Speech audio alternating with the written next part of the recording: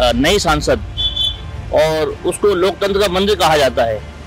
उस लोकतंत्र के मंदिर में जिस तरीके से रमेश बिधूड़ी ने अपशब्द कहे, तो उसने खाली दानिश अली को नहीं बोला है, उन्हें हिंदुस्तान की पूरी कौम को गाली दी है उसने कि भाई जिस तरीके उग्रवादी, आतंकवादी कि इस तरीके से भाई अगर आप मुल्ला, कटुआ, भड़वा जिस तरीके से उसने अपशब्द का इस्तेमाल किया, तो जाहिर सी बात है उसमें अब्दुल कलाम भी शामिल हो गए, जो हिंदुस्तान को जो एक मतलब मिसाइल मैन जो कहे जाते हैं और राष्ट्रपति भी रह चुके हैं हिंदुस्तान के हमारे, तो उनको भी गाली दी उसने। तो मुस्लिम के सभी शहादत जो भाई हिंदुस्तान के अंदर जो है शहादतें जितनी मुसलमानों ने दी, यकीन मानिए उससे भी ज़्यादा अपने हिंदू भाइयों ने दी है। हिंदुस्तान जो आज़ाद हुआ है वो दोनों की शहादत, दोनों की कुर्बानी से आज़ाद हुआ है, कोई एक की कुर्बानी के आज़ाद नहीं हुआ है।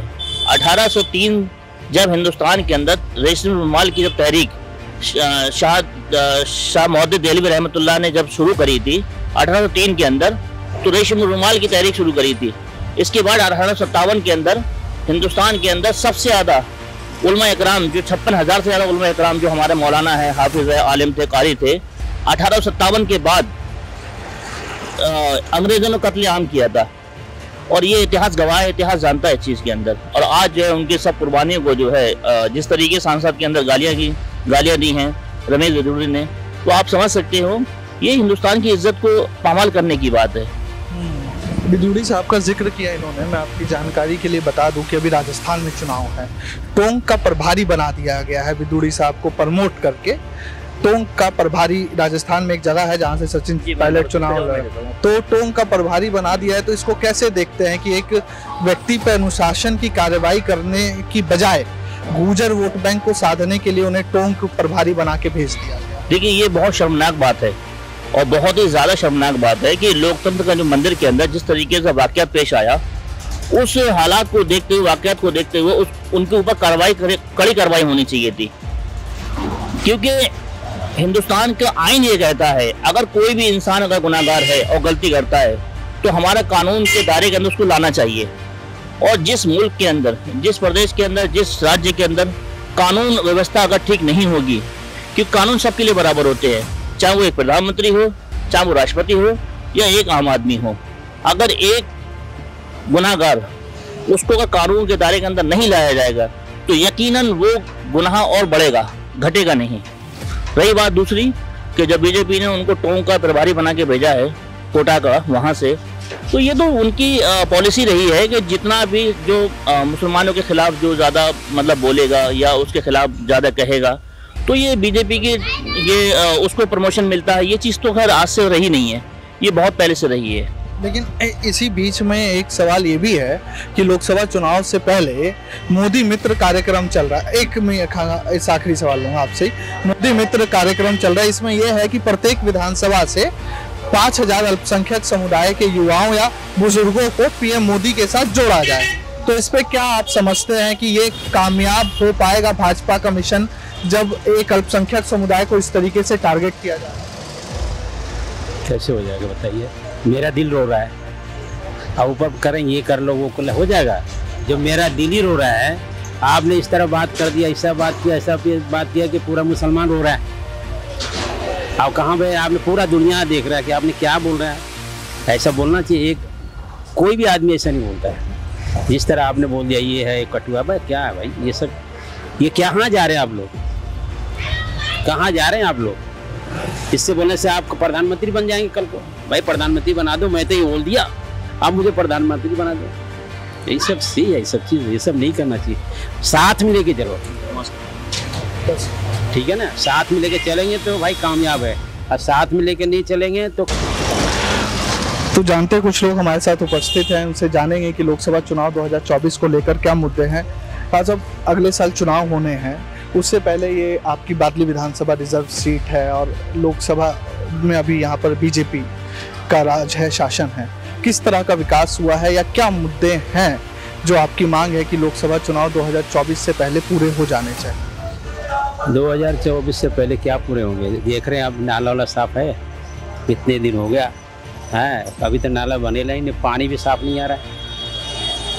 पानी भी जो गंदे पी रहे हैं लोग, कभी आता है कभी नहीं आता है, तो क्या हम लोग करें? 2024 में क्या होगा क्या नहीं, हम लोग क्या मालूम। जब अभी नहीं हुआ तो बाद में क्या होगा, बताइए। विकास के मुद्दों पर बीजेपी इस बार चुनाव लड़ रही है कि हमने सब जगह चौतरफा विकास किया है, तो विकास पहुंचा कि नहीं? विकास के अब लड़ रही है, 9 साल पहले नहीं लड़ना चाहिए, पहले अब लड़ रही विकास का मुद्दा लेके। अरे पहले दिखाना चाहिए आदमी को, देखो मैंने ये काम किया, मैंने ये काम किया, तो अपने आप आदमी वोट देता है, किसी कहने की जरूरत नहीं है, वोट अपने आप मिलता है। हम कहेंगे नहीं जाके नहीं इन्होंने काम किया, नहीं किया, हमें किसी देने, जैसे वो काम करे उसी तरह आदमी वोट दे देगा, है ना। कोई मीडिया किसी की जरूरत नहीं है, उसके दिल में रहेगा नहीं मैं उन्हीं को वोट दूंगा, उन्होंने अच्छा काम किया है। किसी के बहकाने पर नहीं होगा, किसी के बहकाने से कोई नहीं होता है, वो जरूर वोट देगा कि उसका दिल भरा हुआ है, उन्होंने ये काम किया, उन्होंने ये काम किया, आगे फिर वही काम करेंगे सही सही। अब 9 साल काम नहीं हुआ, फिर कहेंगे विकास विकास विकास, कौन से विकास होगा भाई, अभी तो हुआ नहीं, तो क्या हम समझें। यकीन तो कराना चाहिए ना आदमी को, आप जो चीज़ यकीन होगा तभी तो हम करेंगे, और जब यकीन ही नहीं है तो फिर हम क्या बताएं कि क्या होगा क्या नहीं होगा। एक ये सवाल भाई साहब आपसे मैं जानना चाहूँगा कि चुनाव है अगले साल, कई तरह के मुद्दों की बाढ़ है, विकास के इतर भी मुद्दे हैं जनाब की, राम मंदिर का मुद्दा लेके लोग आ जा रहे हैं, उसके बाद अभी एक यूनिफॉर्म सिविल कोड के ऊपर भी कमेटी बनी, तो इस तरह के मुद्दों से जनाब क्या लगता है आपको कि चुनाव की जो दिशा है उसको भटकाने की कोशिश है, या ये मुद्दे भी वास्तविकता में चुनाव से पहले अहम हैं? देखो, चुनाव से पहले जो अहम मुद्दे होते हैं वो होते हैं आम आदमी की सहूलियत के लिए। जो महंगाई हो रही है, उस महंगाई के तहत जो सरकार अगर काम करी होती तो यकीनन जो है गवर्नमेंट को फ़ायदा होता है इस चीज़ के लिए। अगर आप नोटिस करेंगे महंगाई को देखते हुए तो हर चीज़ बहुत ज़्यादा महंगी हुई है। 2014 से लेके और 2023 तक को अगर आप देखेंगे तो आप अंदाज़ा लगा लीजिए कि हर चीज़ जो है महंगाई हुई है हर चीज़ के अंदर। चाहे पेट्रोल से ले लीजिए, डीजल ले लीजिए, कि 2 चीज़ एक ऐसी हैं, पेट्रोल और डीजल, इसके महंगा होने से आप चाहे वो खाद्य आपूर्ति ले लो, चाहे सब्जी को ले लीजिए, इसके महंगा होने की वजह हर चीज़ महंगी हुई है, क्योंकि ट्रांसपोर्ट जैसे महंगा होगा उसी हिसाब से हर चीज़ महंगी होती चली जाएगी। तो ये जो राम मंदिर है या यूनिफॉर्म सिविल कोड है, ये मुद्दे अहम है नहीं?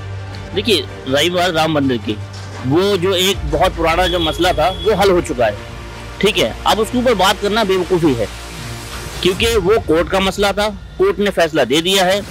अब उसको जनता के बीच में लेके जाना तो एक तरीके से वो प्रोपेगेंडा बनाना है, एजेंडा बनाना है कि जी हमने ऐसा किया। ये वो गवर्नमेंट के इसमें कोई लेना देना नहीं, ये कोर्ट का था फैसला, और हिंदुस्तान के अंदर ये बहुत पुराना मामला था, और जब ये फैसला लिया गया तो आप ऐतिहासिक फैसला था ये, और पूरे हिंदुस्तान के मुसलमानों ने खामोशी से इसे इख्तियार भी किया और उस पर कोई भी रद्द अमल नहीं किया। पूरे हिंदुस्तान के मुसलमानों ने कहा जी जैसा कोर्ट ने फैसला किया है उसमें हम सब राजी हैं, और जो कोर्ट फैसला कर चुका है उसके लिए हम कोई भी रद्द अमल नहीं करना चाहते, क्योंकि हिंदुस्तान का मुसलमान जो है कानून के ऊपर यकीन रखता है, पूरा भरोसा करता है।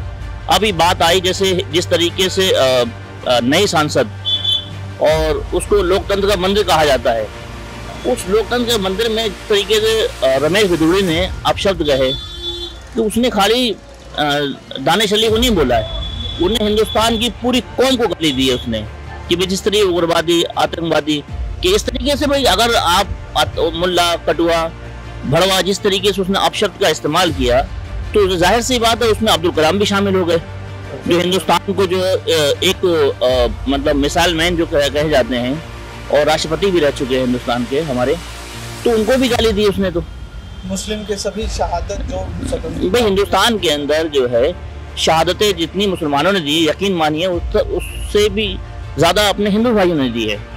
हिंदुस्तान जो आज़ाद हुआ है वो दोनों की शहादत, दोनों की कुर्बानी से आज़ाद हुआ है, कोई एक की कुर्बानी के आज़ाद नहीं हुआ है। 1803 जब हिंदुस्तान के अंदर रेशम रुमाल की जब तहरीक शाह मोहद्दिस देहलवी रहमतुल्लाह ने जब शुरू करी थी 1803 के अंदर, तो रेशम रुमाल की तहरीक शुरू करी थी। इसके बाद 1857 के अंदर हिंदुस्तान के अंदर सबसे ज़्यादा उलमा इकराम, जो 56,000 से ज़्यादा उलमा इकराम जो हमारे मौलाना है, हाफिज है, आलिम थे, कारी थे, 1857 के बाद अंग्रेज़ों ने कत्ल आम किया था, और ये इतिहास गवाह है, इतिहास जानता है इस चीज़ के अंदर। और आज जो है उनकी सब कुर्बानियों को जो है जिस तरीके सांसद के अंदर गालियाँ दी हैं रमेश बिदुड़ी ने, तो आप समझ सकते हो ये हिंदुस्तान की इज्जत को पामाल करने की बात है। विदुड़ी साहब का जिक्र किया इन्होंने। मैं आपकी जानकारी के लिए बता दूं कि अभी राजस्थान में चुनाव है, टोंक का प्रभारी बना दिया गया है विदुड़ी साहब को प्रमोट करके।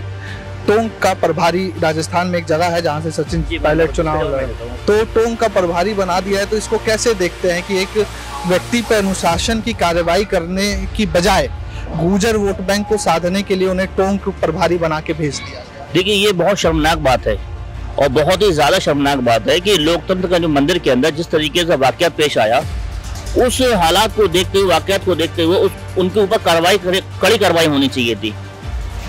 क्योंकि हिंदुस्तान का आईन ये कहता है, अगर कोई भी इंसान अगर गुनाहगार है और गलती करता है तो हमारा कानून के दायरे के अंदर उसको लाना चाहिए। और जिस मुल्क के अंदर, जिस प्रदेश के अंदर, जिस राज्य के अंदर कानून व्यवस्था अगर ठीक नहीं होगी, क्योंकि कानून सबके लिए बराबर होते हैं, चाहे वो एक प्रधानमंत्री हो, चाहे वो राष्ट्रपति हो या एक आम आदमी हो, अगर एक गुनाहगार उसको अगर कानून के दायरे के अंदर नहीं लाया जाएगा तो यकीनन वो गुनाह और बढ़ेगा, घटेगा नहीं। रही बात दूसरी कि जब बीजेपी ने उनको टोंक का प्रभारी बना के भेजा है कोटा का वहाँ से, तो ये तो उनकी पॉलिसी रही है कि जितना भी जो मुसलमानों के खिलाफ जो ज़्यादा मतलब बोलेगा या उसके खिलाफ ज़्यादा कहेगा तो ये बीजेपी की ये उसको प्रमोशन मिलता है। ये चीज़ तो खैर आज से रही नहीं है, ये बहुत पहले से रही है। लेकिन इसी बीच में एक सवाल ये भी है कि लोकसभा चुनाव से पहले मोदी मित्र कार्यक्रम चल रहा है। इस आखिरी सवाल लूंगा आपसे। मोदी मित्र कार्यक्रम चल रहा है, इसमें यह है कि प्रत्येक विधानसभा से 5000 अल्पसंख्यक समुदाय के युवाओं या बुजुर्गों को पीएम मोदी के साथ जोड़ा जाए। तो इस पे क्या आप समझते हैं कि ये कामयाब हो पाएगा भाजपा का मिशन, जब एक अल्पसंख्यक समुदाय को इस तरीके से टारगेट किया जा रहा है? कैसे हो जाएगा बताइए? मेरा दिल रो रहा है, अब ऊपर करें ये कर लो वो कर लो, हो जाएगा? जब मेरा दिल ही रो रहा है, आपने इस तरह बात कर दिया, ऐसा बात किया, ऐसा बात किया कि पूरा मुसलमान रो रहा है। अब कहाँ भाई, आपने पूरा दुनिया देख रहा है कि आपने क्या बोल रहा है। ऐसा बोलना चाहिए, एक कोई भी आदमी ऐसा नहीं बोलता है जिस तरह आपने बोल दिया ये है कटुआ। भाई क्या है भाई ये सब, ये कहाँ जा रहे हैं आप लोग, कहाँ जा रहे हैं आप लोग? इससे बोलने से आप प्रधानमंत्री बन जाएंगे कल को। भाई प्रधानमंत्री बना दो, मैं तो ये बोल दिया, आप मुझे प्रधानमंत्री बना दो। यही सब सही है, ये सब चीज़, ये सब नहीं करना चाहिए। साथ में लेके चलो,